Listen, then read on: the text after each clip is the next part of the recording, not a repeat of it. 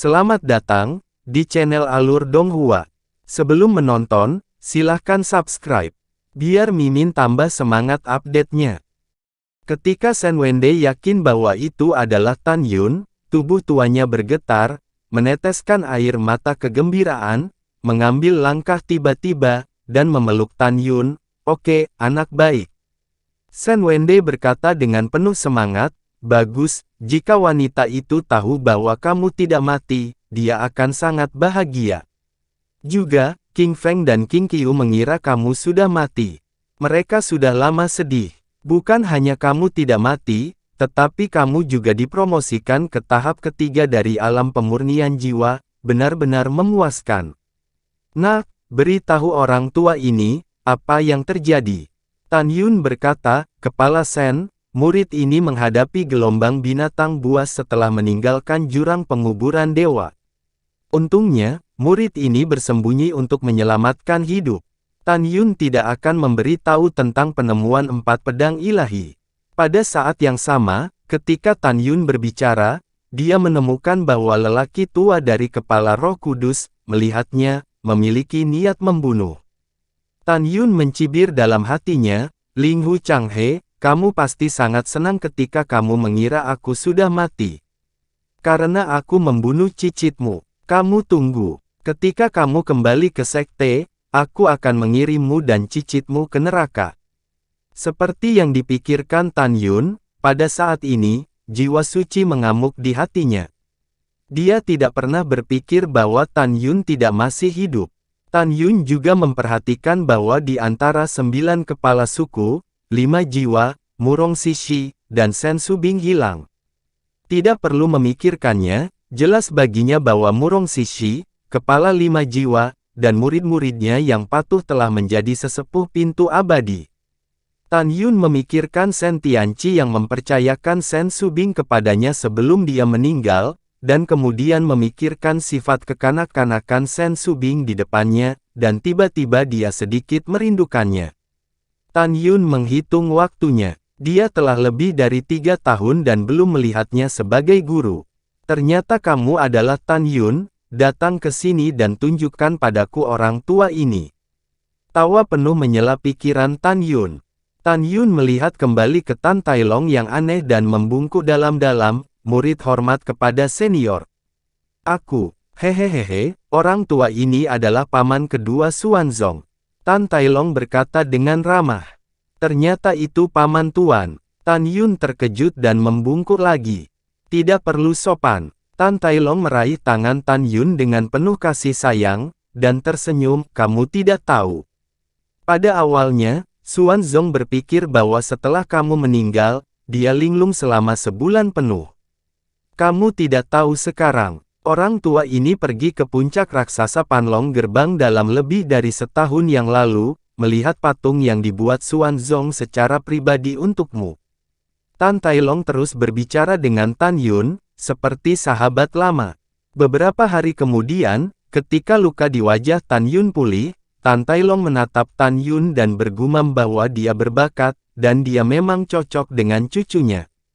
Di mata semua orang yang iri dan terkejut, meminta Tan Yun untuk memanggil paman kakek di masa depan.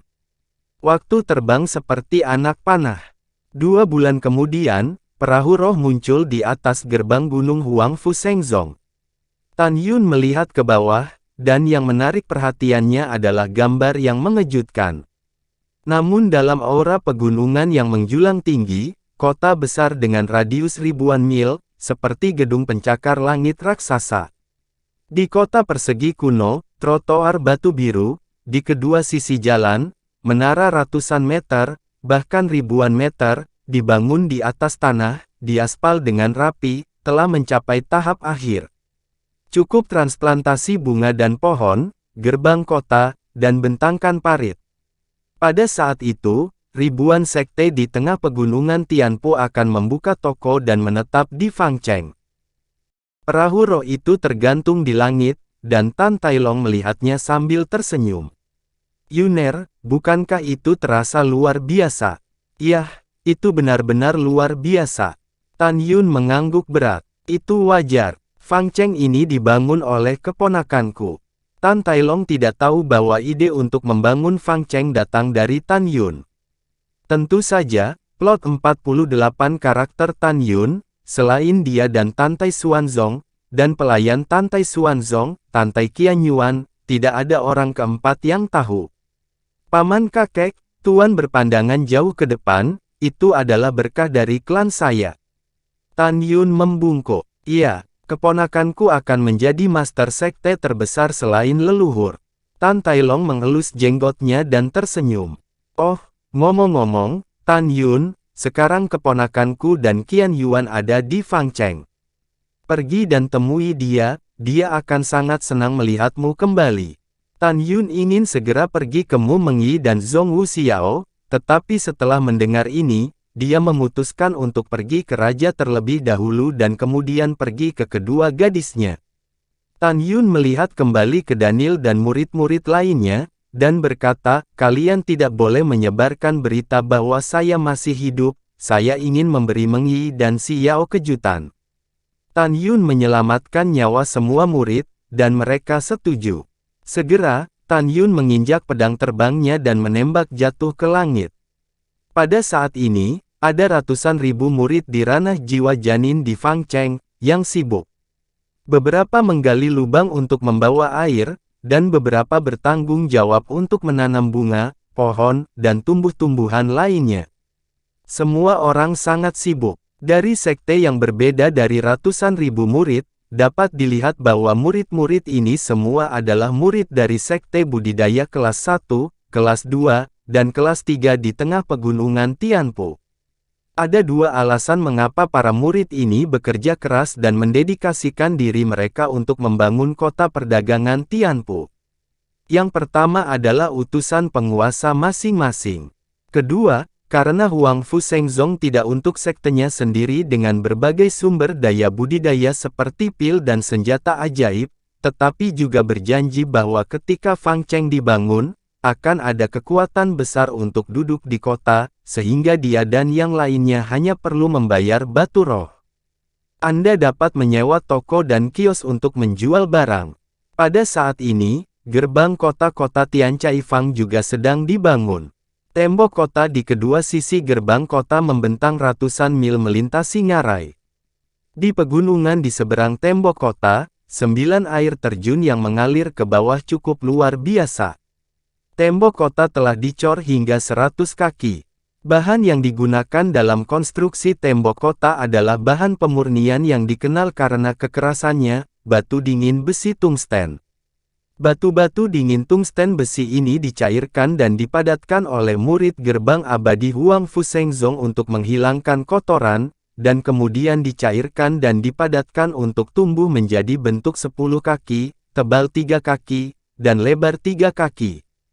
Kemudian, murid Huang Fu Shengzong diangkut keluar, dan para murid yang membangun gerbang kota pertama-tama meletakkan setiap potongan batu dingin dari besi tungsten dengan berat jutaan kati ke dalam tembok kota dengan rapi, dan akhirnya, murid Qimei akan meletakkan setiap bagian dari tungsten permukaan tangan Tai Hanshi terintegrasi, dan baru kemudian langkah pertama dalam pengecoran tembok kota selesai.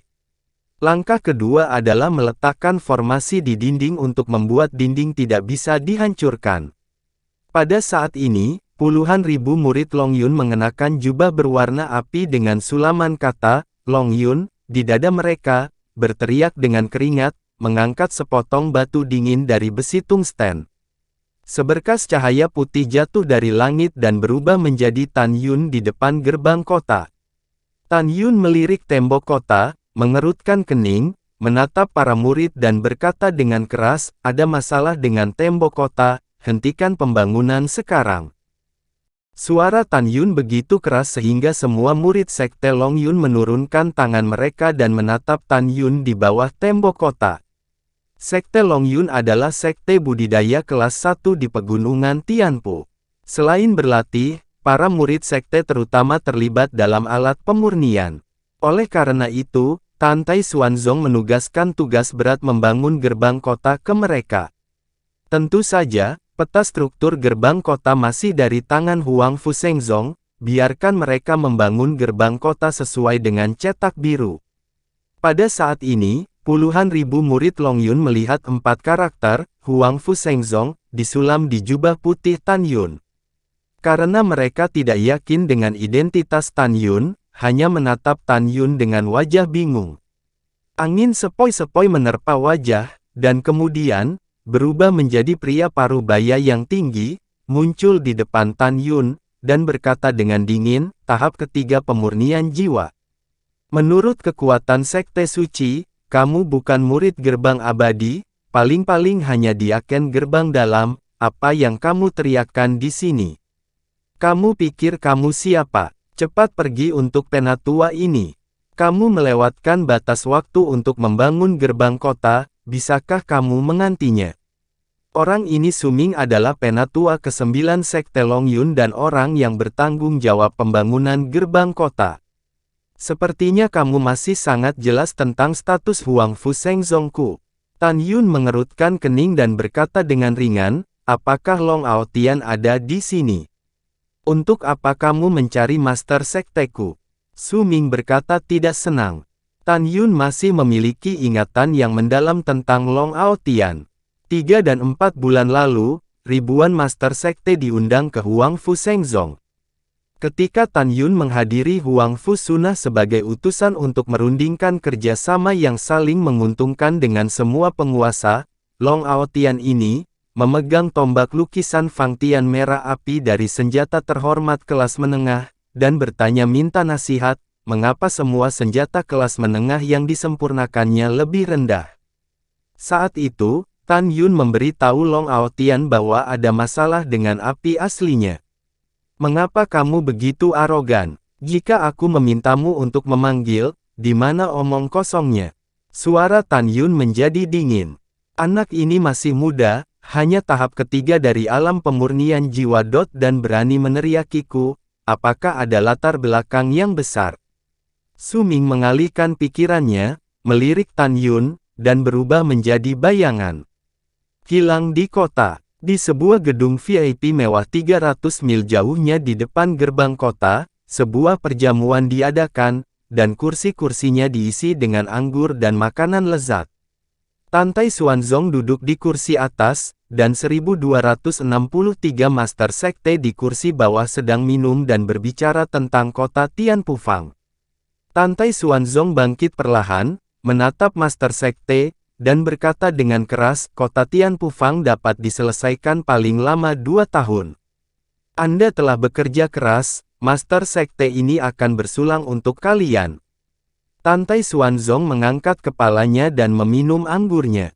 Semua tuan juga meminumnya. Pada saat ini, Tantai Xuanzong menuangkan segelas anggur lagi, dan pergi ke Long Aotian di barisan depan.